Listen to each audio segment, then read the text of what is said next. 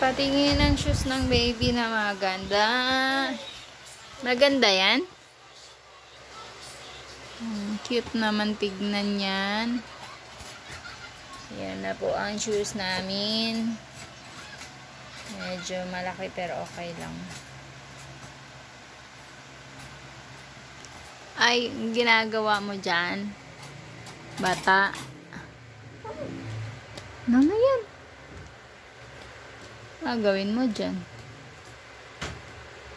Close mo na yan. Close na.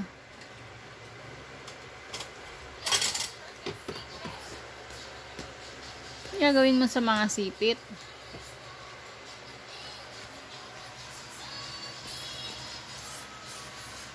Cute.